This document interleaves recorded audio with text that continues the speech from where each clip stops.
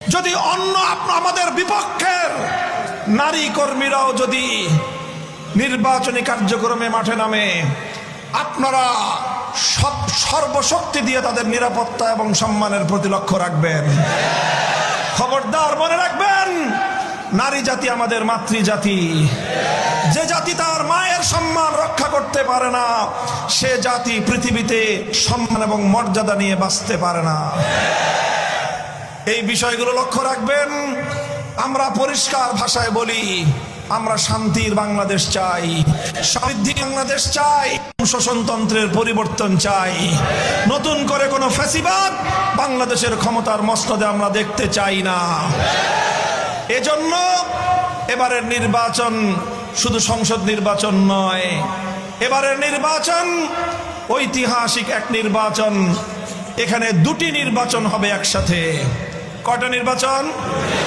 এখানে ব্যালট থাকবে কয়টা? দুটো ব্যালট থাকবে। কয়টা ব্যালট?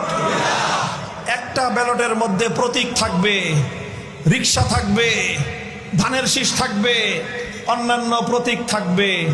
এটা হলো সংসদ নির্বাচনের ব্যালট। এই ব্যালটে সিল মারবেন কোথায়? সংসদ নির্বাচনে সিল মারবেন কোথায়? গণমানুষের প্রতীক কি? মুক্তির প্রতীক কি? গন্তব্যে পৌঁছার নিরাপদ যানবাহনের নাম কি? এটা হলো একটা ব্যালট। আর একটা ব্যালট থাকবে জুলাই বিপ্লবের সনদের ব্যালট।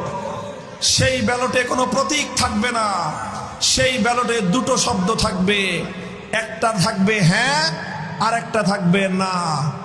আমরা এটাকে বলা হবে গণভোট। সেই গণভোটে আমরা যারা দেশকে ভালোবাসি, যারা দেশের পরিবর্তন চাই, যারা দেশ থেকে জুলুম এবং স্বৈরতন্ত্রকে উৎখাত করতে চাই, সেই শান্তিপ্রিয় দেশপ্রেমিক প্রতিটি নাগরিক গণভোটে হ্যাঁ হ্যাঁ হ্যাঁ বাক্সে সিল মারতে হবে। গণভোটে হ্যাঁ দিন, রিক্সা মার্কায় ভোট দিন। আমাদের স্লোগান হবে গণভোটে, গণভোটে, গণভোটে, রিক্সা মার্কায়। এই হবে আমাদের স্লোগান।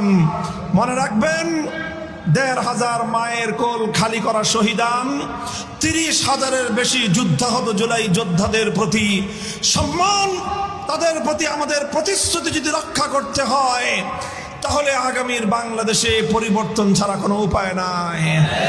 নগরকান্দা স্বার্থ